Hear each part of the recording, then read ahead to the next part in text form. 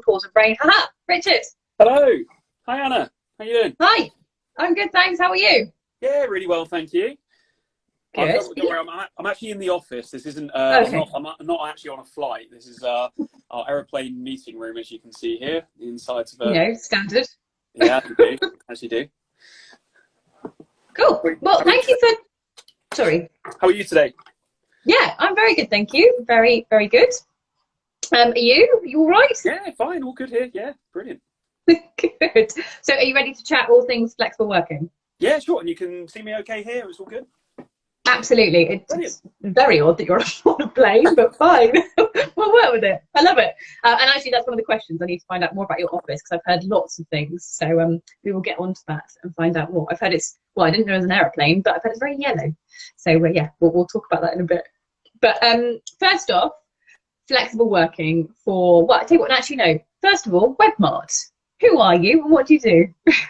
Yeah, that's a good place to start. So we're a sustainable marketing agency, and so we're a certified B Corp. So we're a business with profit as a purpose. We're a business that works in both digital marketing, offline marketing. We do data, we do creative, and we work with brands such as Moonpig, Interflora, and a variety of other retailers as well. So yeah, and we've also got some smaller customers as well that we help them with a variety of their needs. We're quite a flexible agency, so depending on what our customers want, our team are very talented across the mix of marketing, and we help them with their challenges, whether that's growing their business or optimizing processes and things like that. So it's different every day. But yeah, so sustainable marketing agency, about £20 million turnover, and we've been going since 1996, so about 26-ish years now. Little while. And yeah, we've got maybe so I think maybe the team's around sort of coming up to the 40 people mark, including freelancers and contractors as well. So yeah, just kind of a little bit about us. Based in I'm in Bicester in an aeroplane, and we've also got our offices up in Yorkshire in Barnsley, and we've also got our 164-acre Scottish oxygen farm as well, which is a lodge up in Scotland with thousands of trees that we're regrowing and ponds and things like that. So it's that's us, that's Webmart, and yes, we are extremely yellow, as you can see by the notepad. Yeah. A lot of yellow. Well, okay. Well, not every company has a space up in the Scottish Highlands. That's certainly interesting. And to get a team of 40 is going to be quite a challenging thing to manage, especially now that things are more flexible. So how did you start the job? Well, actually, first of all, you only joined Webmart as the MD. Well, you became the MD literally before lockdown, didn't you? Yes, that's right. Yeah. I had the beauty of taking over a business when the rule books get ripped up in half. So, I basically started as an apprentice back, 16 years ago, and I started around 18 years old. And Simon plucked me from a sort of Young Dragons Den competition that I did in front of Peter Jones, and he said, hey, look, don't go to university and come try out Webmart and maybe try a sort of work-based apprenticeship, go around the company. And he gave me flexibility at a very young age to sort of walk between departments and really understand the business. And that's kind of, led me up to literally the week of the lockdown, shaking hands to take over as managing director. And so I've been in charge of leading Webmart and the team and the strategy immediately into a very challenging time through to what has continued to be a challenging time for very different reasons. But we've seen the company grow through this time, and I think kind of from me gaining experience in a very short space of time, it's been sort of 10 years of experience in a 2-3 year period, really. Yes. Absolutely. So how then have you seen that flexibility journey go from, well, obviously you starting out at the age of 18, working flexibly, to having to handle that process of, well, we do a bit of flexible working, fine, we work around people's needs, to, oh God, everyone now has to work at home. What the hell are we going to do? How did you shift that? How did you manage that? Yeah, so it's interesting, and I'll make this less about me and more about the team, because I think really my first my first day really as MD was watching the finance department walk out of the office with monitors under their arms, and we closed the doors a few days before the lockdown. And interestingly, the business has always had an element of flexibility and home working, which was an advantage that I inherited, I must admit. And that meant that with the way that we thought about technology, the way that the team had approached home working in the past, meant that for us, we flicked a switch and then we were up and running. And I think, you know, I only realized maybe kind of coming out of the first kind of lockdowns, really just how difficult it had been on so many businesses that were still getting you know, home working equipment in place and monitors and things like that. And I think because we had quite an open approach to, you need working tools, you need a working space, let's invest in that space at home. It really meant that we were up and running very quickly. And I have to say credit to, you know, the support teams, the IT teams as well, you know, from a very quick start, we were operational, and all of our focus was on people's health, making sure people were safe, and secondly, we were looking after making sure that our client relationships continued, making sure people knew we were available. And so yeah, I think I inherited a bit of the agility, but certainly then all the focus became on you know, ensuring we moved as one when there's 40 of us in every corner of the UK working on, you know, some part-time and some full-time, and trying to understand our strategy for furlough as understanding it when it first rolled out was interesting, because every business played it very differently. And luckily the way that we rolled out our furlough scheme was very beneficial to the way that we brought people back, which kind of probably leads on to your further questions of where we are today. You know, it's sort of built in a level of flexibility. However, there, you know, I will be totally honest, you know, in explaining the pros and cons. You know, we did have that sort of two tranches of people. One set of people that were kind of looking for the guidance and were on furlough, and then we also had people that were working extremely hard, you know, during a very short period of time. And so we kind of started looking at it in the sort of sporting way of kind of, you know, you've got a team on a pitch, and you kind of, we've got to rotate people, and we've got to find ways to on off. Yeah, exactly. And as soon as someone's starting to look like they're maybe struggling, maybe then we start rolling in other people to support them. So so I think that kind of built a very different culture through the pandemic and beyond to where we are today. Yeah, because it's funny, isn't it? I can't imagine a workplace now that didn't offer a little bit of flexibility. You know, if someone, you know, literally said, right, you are 9 to 5, Monday to Friday, and that is it. Those are the rules. But then at the same time, it's balancing that need for, you know, I think as humans, we do need structure, and we do need, if someone just said, you can work anywhere, whenever, however you like, some people can actually find that incredibly daunting, because you're going, right, I need structure. How do I turn off? How do I adapt to that? Yeah, and I think certain people work differently, and so kind of the way I see it, the way that I think we're trying to sort of move towards is that you have within Webmart, we have office-based roles, we have remote-based roles like anyone else, and then I think somewhere in the middle we have mobile roles, which is where kind of my career took me, really, was you know, visiting clients, events, things like that, and there is a number of roles we've got at Webmart that need to spend time with humans in real life, in person, and so their needs are different. You need to have different technology. You know, I've you know, got a very different setup here to what I would have in working on a train, to working in a client's office, to presenting, and then I've got my home office and my, you know, my desk setup. So it's you know, my role is very different to that of, say, one of our tech developers that needs, you know, we kit them out with big screens, a fast laptop, and a really decent home working setup, because that is how they work best. And then meanwhile, we've got people that are based in the office that also need to account for things like childcare or you know, pet care and things like that. So I think flexible working, one of the things that we sort of saw through the pandemic was you know, a huge shift to people having to look after children.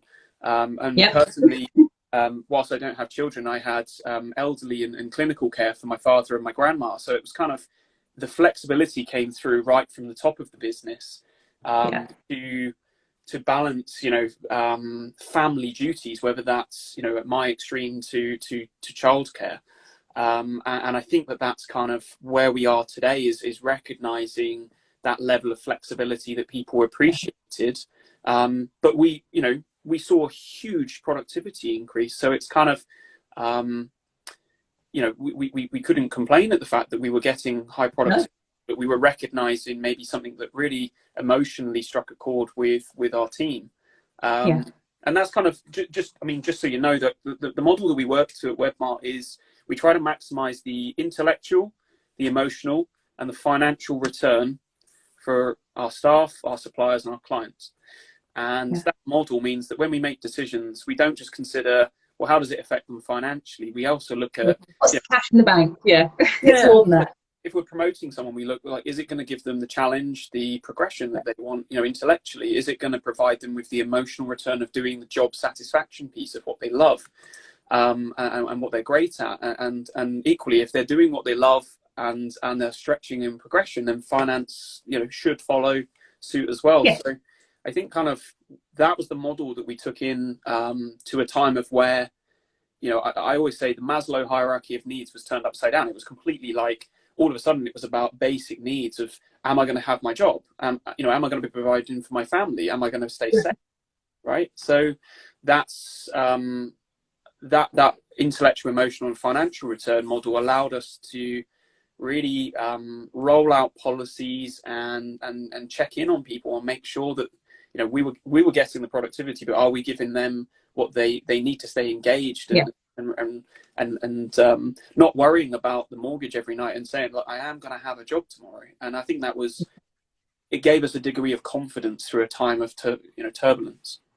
Yeah, absolutely. Because there's other ways, isn't there, that you guys, because obviously you said you kind of split your flexible working into 3 sections, the in office, at home, and then kind of the mobile. Are there other things that you do to kind of help people in the company structure kind of how they work their day or their week or their month? I think you do things like monthly gatherings, don't you? Yeah, so we had a bit of a mixed response to the reopening, post-pandemic now, and I think the common challenge for all leaders, and I saw it a lot on LinkedIn and various other things, is that everyone was trying to find a fix, and I guess what we're trying to find is a balance, right? And there's huge benefits to home working and flexibility. There is also a real challenge for leaders to communicate what is the benefit, what is the why, what is the purpose for meeting with colleagues in an office, commuting, getting out of bed, on those cold mornings, and making that journey. And so what we did is we monitored it, and we're monitoring it again now with a shift in our hybrid working. And we put in place things like a monthly gathering. So what we decided to do was say, all agency across our office sites, you come in on that one day as a mandatory request. And the reason for that is because on those days, the purpose of you coming in is we're going to run some training and some workshops, possibly in the morning, to keep it interactive. And then we have kind of like a bit of a showcase in the afternoon, which allows us to communicate important updates on the business performance, introduce new starters that try to build rapport with people that have worked in the business for 5, 10, 15 years and gained a lot of experience in the office environment. So it's a great way for us to bring everyone together and share success, share innovation. Got everything from tech teams and digital marketing teams to finance teams. So we have to find a way to move the business in alignment. And so the monthly gathering's been one of those things that's worked quite well.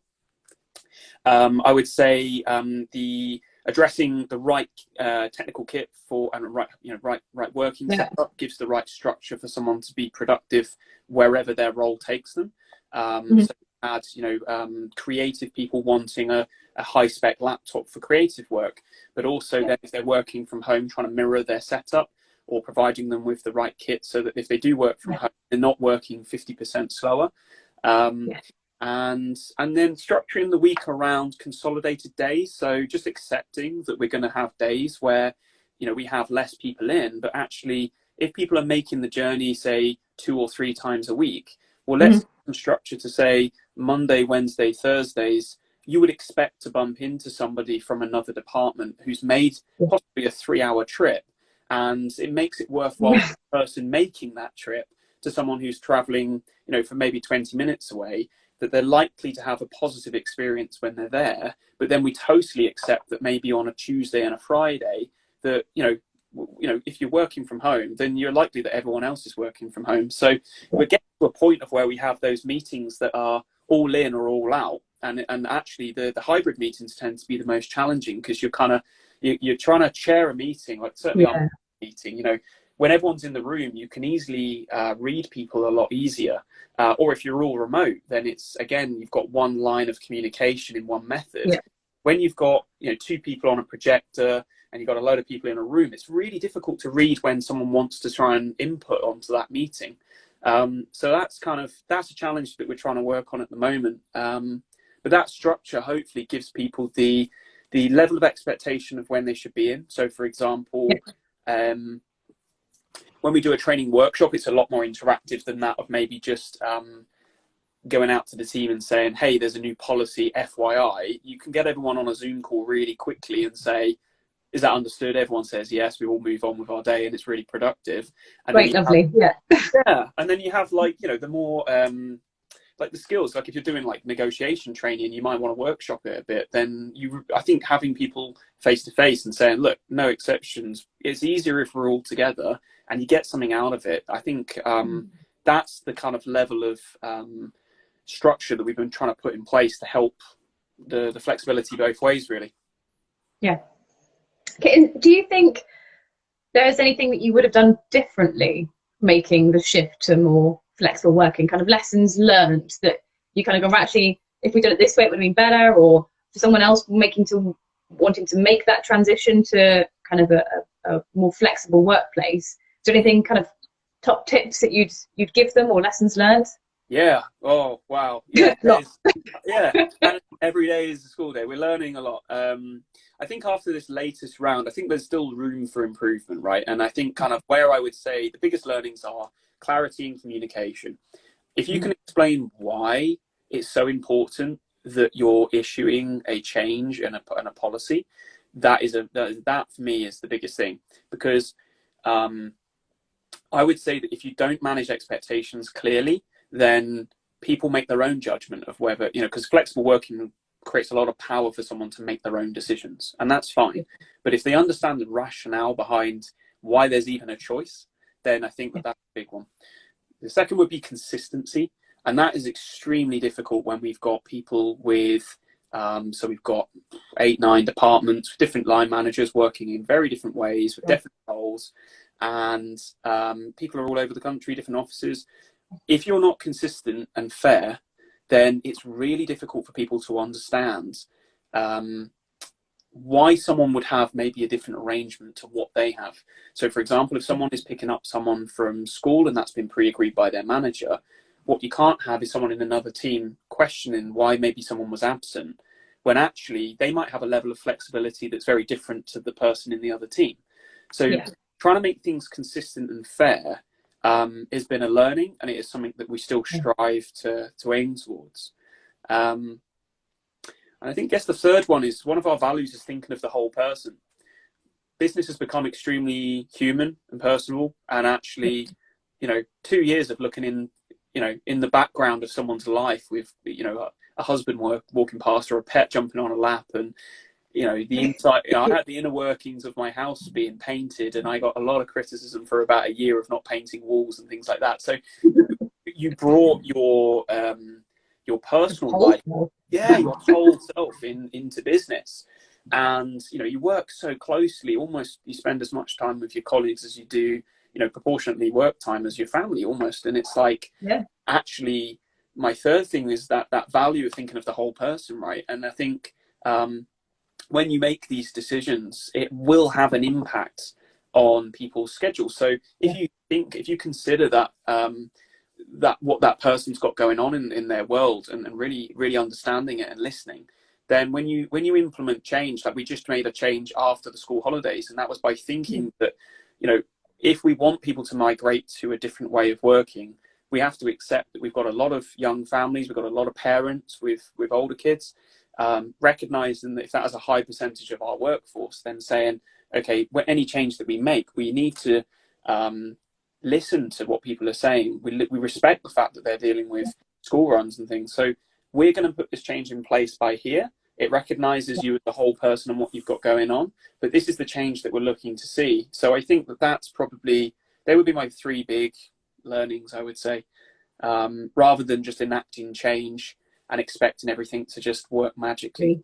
Great. Humans are complicated and yes. not machines. You got to. No. Thank goodness. Yeah. Oh, 100%. Do you think it made a difference that you guys were or are in the creative industries? Because you see, you know, some obviously hospitality, you know, they couldn't work because they were shut. But you know, other companies that had office-based working, do you think as a creative company it was a bit easier for you to adapt, or or I guess somehow it's kind of brought maybe more challenges by the fact that actually creativity comes from people being next to and working with people? So yeah, how did you find that? Yeah, I think I've seen this. I mean, there's a lot of articles, of a lot of debate going on, and a mild frustration of mine is that different industries have the same topic to discuss, but they have very different views. You know, manufacturing. We work with a lot of manufacturing partners, and you know, they have to respect the fact that manufacturing requires someone to mind a machine. Therefore, you need humans in there. But then they also have the challenge of an office-based team, right? So they've got to also come up with something that's consistent and fair across 2 different teams working on 2 different ways. I would say, coming back to us, like we do have an extremely diverse set of people at Webmarket that all work creatively within their roles. However, the outright creative roles that are dealing with clients on marketing strategy, digital marketing, creative, you know, yes, I think our biggest challenge is that we do need time to collaborate, and defining that word is important. What we mean by that is a creative collision of where, if you hadn't have been in the office together, you may not have come across that insight. Sharing insight, knowledge, innovation, really difficult to do. It's like osmosis, you absorb it through being around people and overhearing and joining dots, and you cannot do that very easily because you're at home on one screen, not around people. That's it, yeah. So I think that's been our biggest challenge. But I would say, yeah, as our model goes, we have found it slightly easier to adapt on the flexibility side. But I do know that, yeah, hospitality and various other industries do struggle. I would say that there are, if you look at it at a job role level and what a business outputs, there is always a huge amount of admin and batching that can be done. So I personally think the future of work is about enabling and focusing on the creativity piece to try and bring that through, but finding ways to recognize that there is batching on admin, and that sort of, you know, the conveyor belt of productivity can happen on the stuff that really doesn't require the creativity. So even in hospitality, you're signing contracts, you're booking in work, you're processing the project plan. You know, that doesn't necessarily always require the creative kind of people to people piece. It can be a distraction almost for that. Yes. But there's something quite nice about having a job that is kind of administrative, for want of a better word, where you just go, right, I've got to do this and then do this and then do this. It's quite kind of methodical. It's quite nice. It is methodical, yeah. And I have done project management roles in my past, and it is there is a certain level of satisfaction of being undistracted and ticking things off a list and getting that project ready. But then at the start and at the end and in the middle, somewhere on your project management, you're going to need to deal with external and internal people. And I think it's about highlighting and extracting that and saying, this bit here is highly productive if we do it undistracted in any way, shape or form, at home or in the office that you want to do it. But this bit here is so important to do face-to-face, in person. And, you know, if you want returning customers, you want to build relationships, you know, you build that face-to-face, you build that with time invested together. Yeah. So yeah, that's my take on it.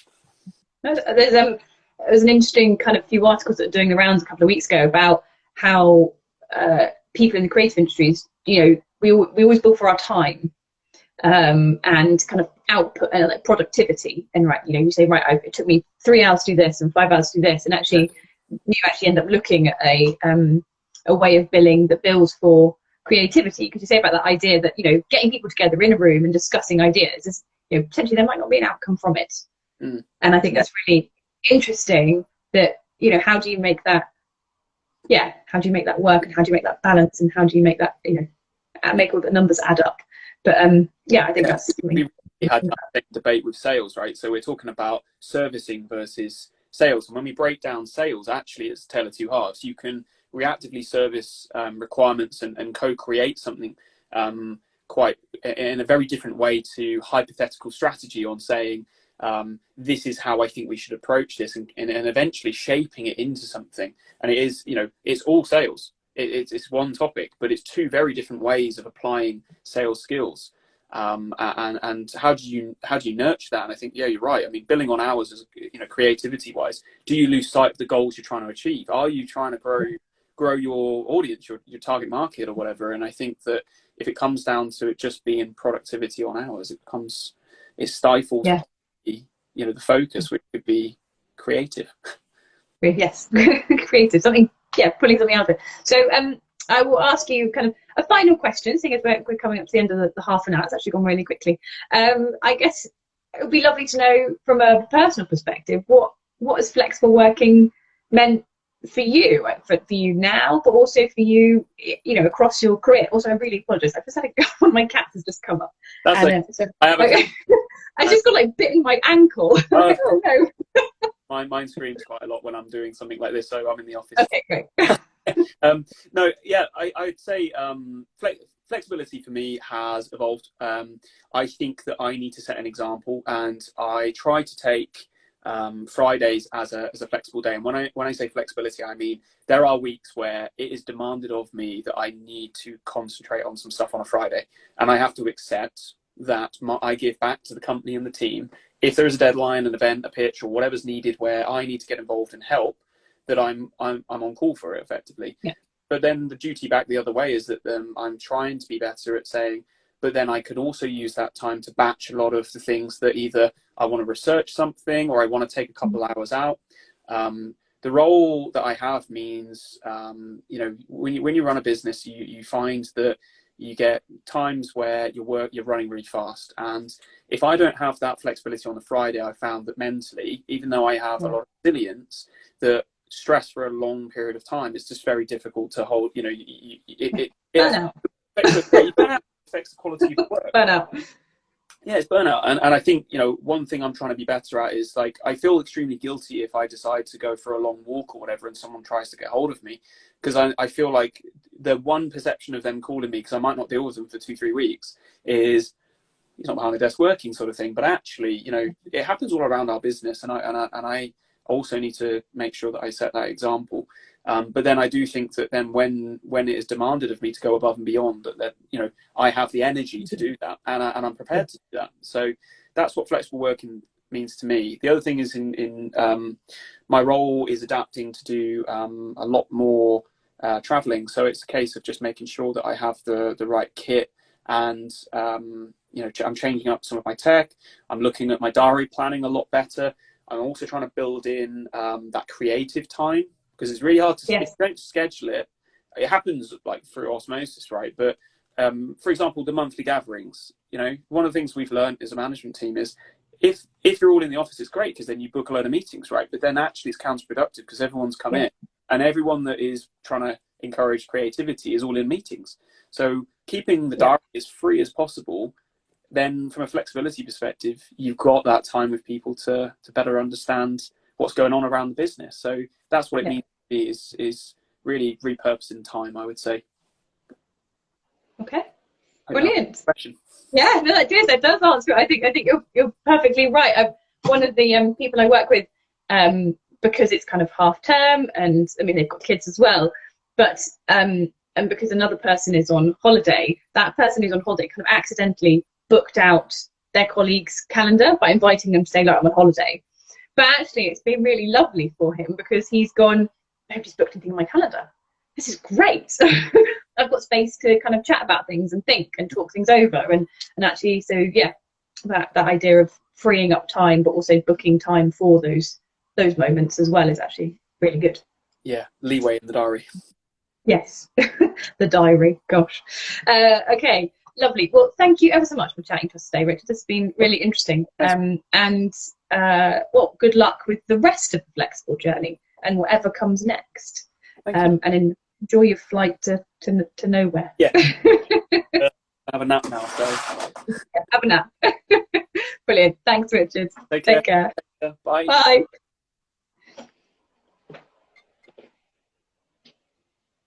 There we go. Well, thank you everyone, to those of you who are listening, and for those of you who join us later on and weren't watching live. That was Richard Boone from Webmart.